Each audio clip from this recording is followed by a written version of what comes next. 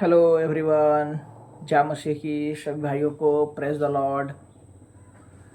आज का विषय ये है कि 1 कुरिन्थियों अध्याय 8 को मैंने ओपन कर लिया है और ये पवित्र शास्त्र है पेज नंबर 234, जहाँ से मैं आपको पढ़ूंगा और कुछ बताऊंगा।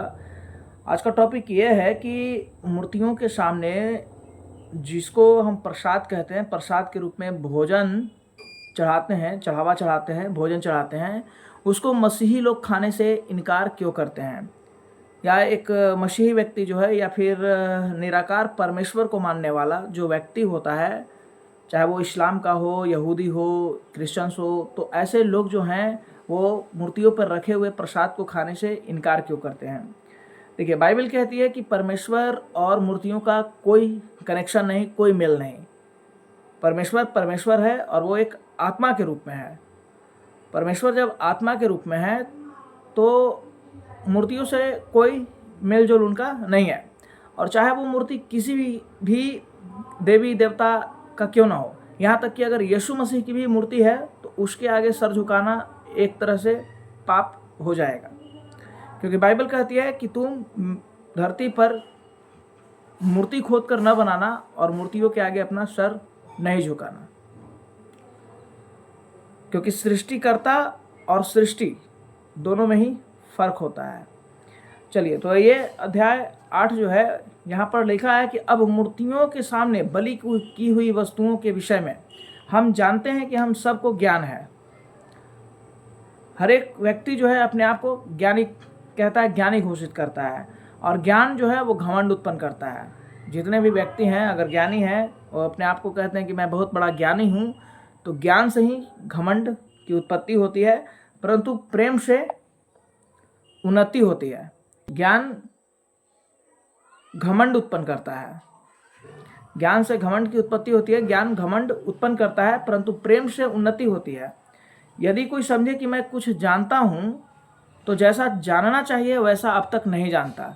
जैसे बहुत सारे जो लोग हैं दावे करते हैं कि मैं तो बहुत कुछ पढ़ लिया हूँ, मैंने वेद पढ़ लिया, कुरान पढ़ लिया, बौद्ध धर्म का जातक पढ़ लिया, विनय पिटक पढ़ लिया, पता नहीं कितने कितने 108 उपनिषद पढ़ लिया, 18 पुराण पढ़ लिया, 4 वेद, 6 वेदांग पढ़ लिया। तो अगर सब कुछ पढ़ लिया तो जैसा पढ़ना चाहिए था वैसा आपने अभी तक नहीं पढ़ा। परंतु यदि कोई परमेश्वर से प्रेम रखता है तो परमेश्वर उसे पहचानता है। आप पढ़ लिख कर परमेश्वर को खोज नहीं सकते हैं। आप ज्ञानी होकर, बहुत ज़्यादा ज्ञान रखकर परमेश्वर को प्राप्त नहीं कर सकते हैं। परमेश्वर को प्राप्त करने के लिए विश्वास का होना जरूरी है। जैसे एक छोटा बच्चा अपनी माँ के ऊपर भरोसा करता है, विश्वास करता है, वैसे ही विश्वास हर एक व्यक्ति को चाहिए, चाहे वो किसी भी जाति का हो, किसी भी धर्म का हो। जब तक उसके अंदर एक अनोखा विश्वास परमेश्वर के प्रति नहीं होगा, वह व्यक्ति परमेश्वर को प्राप्त नहीं कर सकता है। परंतु यदि कोई परमेश्वर से प्रेम रखता है तो परमेश्वर उसे पहचानता है। अतः मूर्तियों के सामने बलि की हुई वस्तुओं को खाने के विषय में हम जानते हैं कि मूर्ति जगत में कोई वस्तु नहीं, मूर्ति जगत में कोई वस्तु नहीं, और एक को छोड़कर और कोई परमेश्वर नहीं। यद्यपि आकाश में और पृथ्वी पर बहुत से ईश्वर कहलाते हैं, बहुत सारे ईश्वर कहलाते हैं। लोगों को तो, जानवर को भी ईश्वर बना देते हैं, जहाँ तहाँ जो है कुछ भैरव बाबा बना देते हैं, ठीक है, जानवर तरह तरह के, और घोषित कर देते हैं कि ये भी हमारे ईश्वर ही हैं। अपना अपना मान्यता है, लोगों की मान्यता है, ठीक है, कि हर एक चीज़ में ईश्वर है, हर एक चीज़ में ईश्वर का वास होता है। लेकिन बाइबल सिखाती है, ठीक है, कि हर एक चीज़ में ईश्वर नहीं है। जहाँ पे गंदगी होगा, जहाँ पे बुराइयाँ होगी, वहाँ पर ईश्वर क्यों रहेगा। अगर कोई इंसान बहुत ज़्यादा बुरा है तो उसके अंदर परमेश्वर क्यों निवास करेंगे, उसके अंदर पवित्र आत्मा कैसे होगी। पवित्र आत्मा जो है ऐसे व्यक्तियों के पास नहीं जाते हैं, परमेश्वर ऐसे व्यक्तियों के पास नहीं जाते हैं, क्योंकि बाइबल ही कहती है कि परमेश्वर का मंदिर तुम हो, और अगर तुम अपने मंदिरों में, अपने शरीर रूपी मंदिर में बुराइयों को भर भर के रखोगे तो फिर परमेश्वर क्यों कर आने लगे। परमेश्वर ऐसी जगह पे नहीं है जहाँ पे बुराइयाँ हैं, गंदगी है।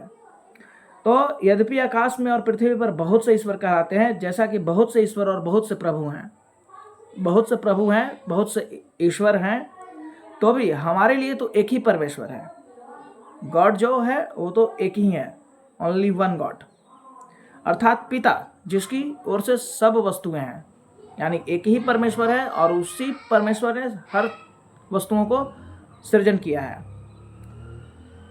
हम उसी के लिए हैं और एक ही प्रभु है, अर्थात यीशु मसीह, जिसके द्वारा सब वस्तुएं उत्पन्न हुई और हम भी उसी के द्वारा हैं।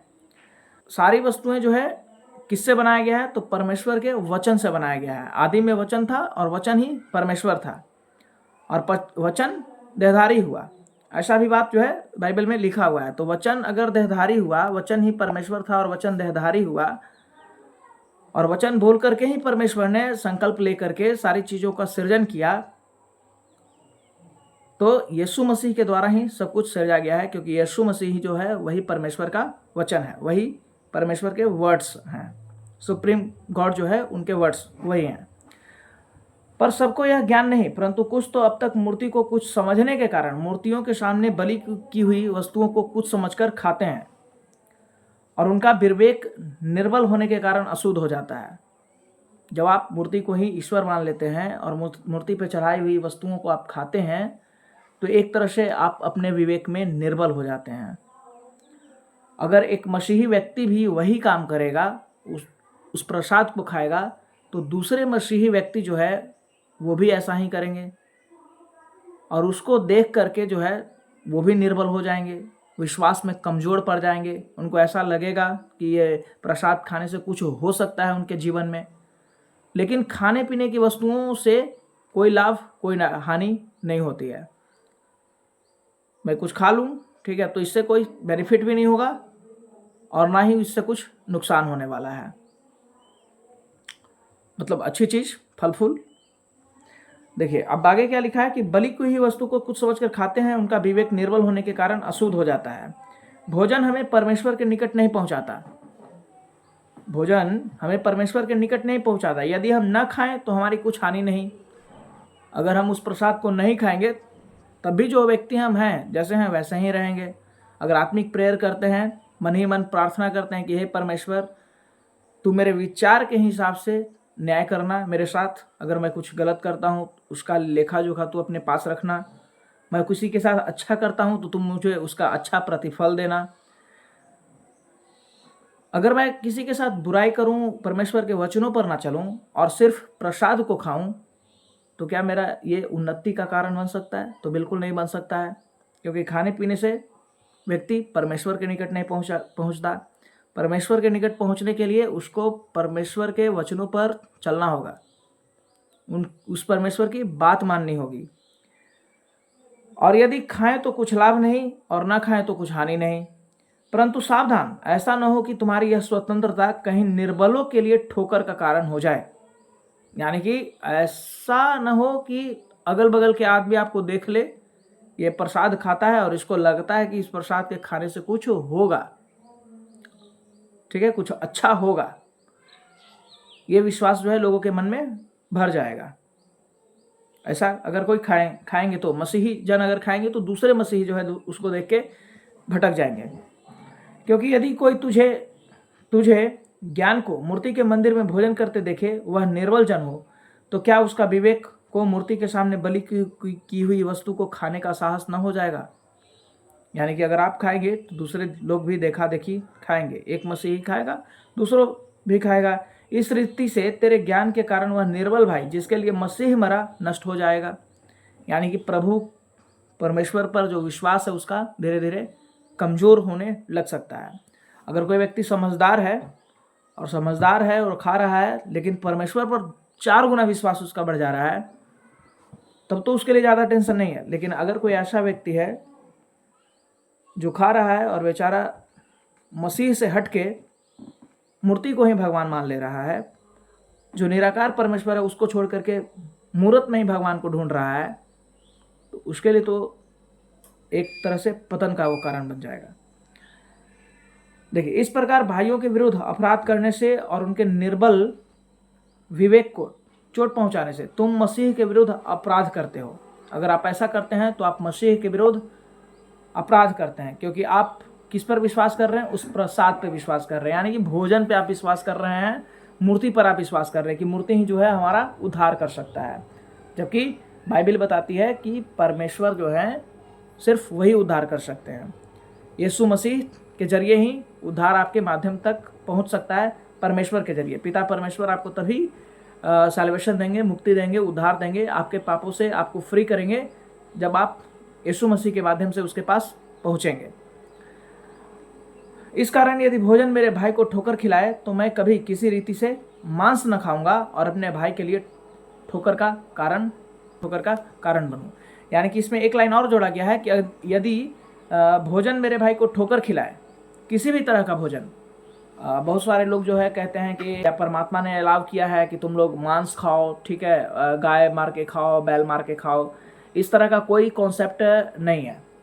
कॉन्सेप्ट है कि अगर भोजन हमारे भाई को ठोकर खिलाता है तो उस भोजन को छोड़ देना ही उचित है। जैसे अगर मैं मांसाहारी हूँ और मेरे घर के लोग अगर मांसाहारी नहीं हैं, मेरे पड़ोस के लोग अगर मांसाहारी नहीं हैं, तो फिर उनके खातिर जो है मुझे मांस को त्याग देना चाहिए, क्योंकि साफ लिखता है कि मैं कभी किसी रीति से मांस न खाऊंगा अगर वो मांस मेरे भाई के लिए ठोकर का कारण बने।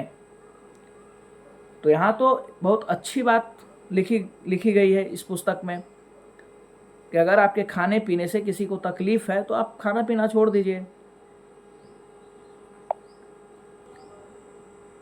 उस वस्तु को त्याग दें जिस वस्तु से आपके भाई को ठोकर लगती है। तो एक कॉन्सेप्ट है, लेकिन साथ में एक ये भी कॉन्सेप्ट है कि खाने वाले न खाने वाले से नफरत न करे और न खाने वाले को तुच्छ न समझे। यानी कि दोनों ही परमेश्वर का जन है, जो खा रहा है वो भी और जो नहीं खा रहा है वो भी, दोनों को ही परमेश्वर ने ही बनाया है। अब परमेश्वर इस तरह से तो किताबों में लिखते नहीं चलेंगे कि तुम इंडिया में जन्म लेना तो टमाटर, गोभी, फूलगोभी खाना, और अफ्रीका के जंगलों में जन्म ले लेना तो वहाँ पर जानवरों को मारकर खाना। तो खाने का सीधा सीधा कॉन्सेप्ट है, ठीक है, कि जब तुम्हारी जिस तरह की ज़रूरत है उसको उस हिसाब से तुम खाओ। प्राथमिकता नहीं है कि तुमको मांस ही खाना है। कोई व्यक्ति अगर शाकाहारी है तो वो भी यीशु मसीह का चेला हो सकता है, और उससे बढ़िया चेला तो कोई हो ही नहीं सकता है, ठीक है, क्योंकि वो समझदार व्यक्ति ये जानता है कि मेरे खाने और ना खाने से अगर भाई को ठोकर लगती है, मेरे पड़ोसियों को तकलीफ होती है, तो फिर उसको खाना, उस चीज़ को छोड़ देना ही उसके हक में बेहतर है। तो मूर्तियों में ईश्वर नहीं है, जिसके वजह से क्रिश्चियंस जो होते हैं, मसीही लोग जो हैं, यीशु मसीह के जो फॉलोवर हैं, वो प्रसाद को खाने से इनकार करते हैं, क्योंकि ईश्वर अलग, मूर्ति अलग। मूर्ति को किसने बनाया? तो मनुष्यों ने ही बनाया, अपने फ़ायदे के लिए बनाया, चढ़ावा चढ़ाने के लिए बनाया।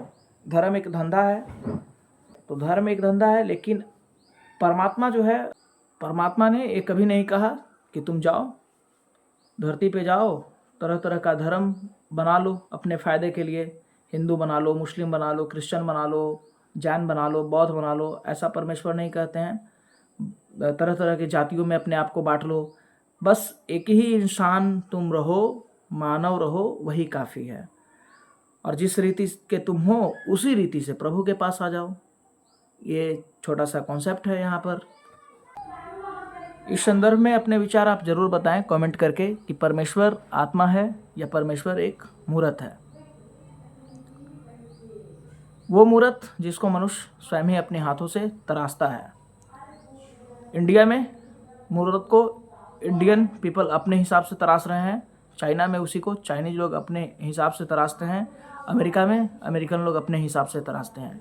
इंडिया में अगर तराशेंगे तो अपने ही जैसे 7 फीट लंबे, 6 फीट लंबे, आँखें बड़ी बड़ी, सुंदर, इस तरह का बनाएंगे।